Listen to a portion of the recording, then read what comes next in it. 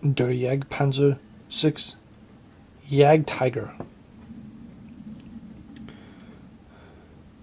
Apart from the abortive Maus super heavy tank, the Jagdtiger was the ultimate expression of Hitler's obsession with larger and larger AFVs. The Jagdtiger was an impressive but ultimately tactically ineffective vehicle. And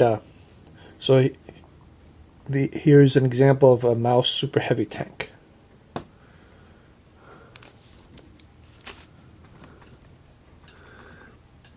So here's like a 188-ton tank. So it's a traversing turret up here. The Jagdtiger does not have a traversing turret. Let's say it is a modified format of a King Tiger.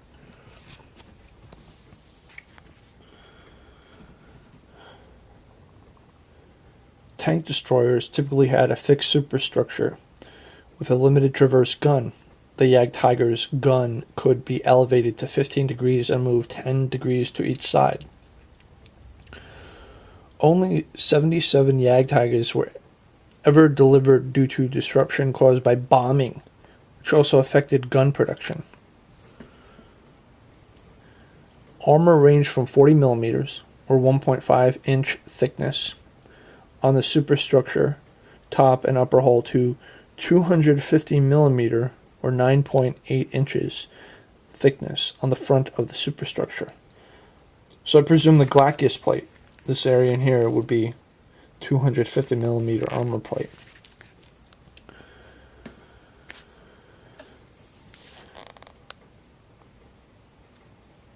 A small number of Jagdtigers were built with Porsche design suspension, but the majority had the same Henschel suspension as on the King Tiger. It is thought that some Jagdtigers were delivered with relatively puny 88mm guns due to a shortage of the 128mm Pak 44 L55.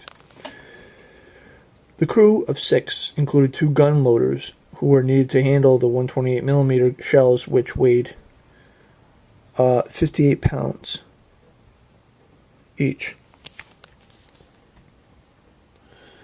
An MG-34 machine gun was fitted in a ball mount on the Glacchus plate, and an MG-42 machine gun was carried inside for crew protection.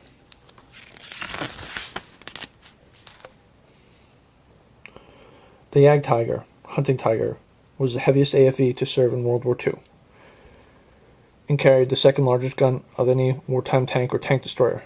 Designed as an anti-tank gun, the 128mm gun could theoretically defeat 148mm or 5.8-inch armor at 2,000 meters, or 6,560 feet, which meant, in effect, any tank in the world. The Jagdtiger's own upper frontal armor was a record 250mm, impenetrable by anything short of a battleship. It was developed, as was the practice of the time, as the tank destroyer counterpart to the latest battle tank, the Tiger II. The design received Hitler's approval in October 1943.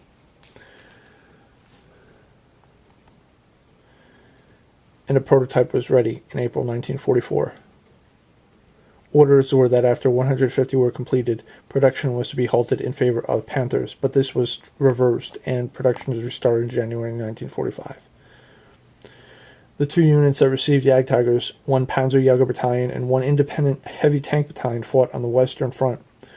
The former in the Ardennes offensive of December 1944, and the latter in defense of Germany, including at the Remagen Bridge in March 1945. With the same power plant as much smaller tanks, the heavy Jagdtiger was fuel-thirsty, slow and hard to conceal.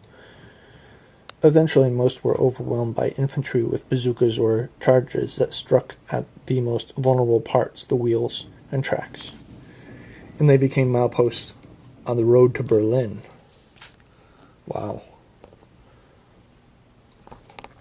This basically intact Jagdtiger was captured in April 1945 by U.S. forces. The Jagdtiger was hugely powerful, but very cumbersome. And incidentally, in this image, this is a Porsche Jagdtiger. I'm pretty certain of it.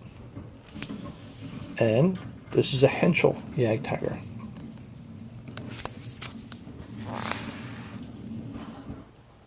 Power plant.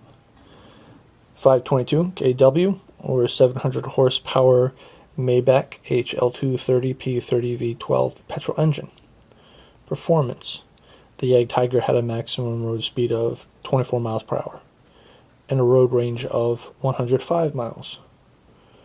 Dimensions. Length 34 feet.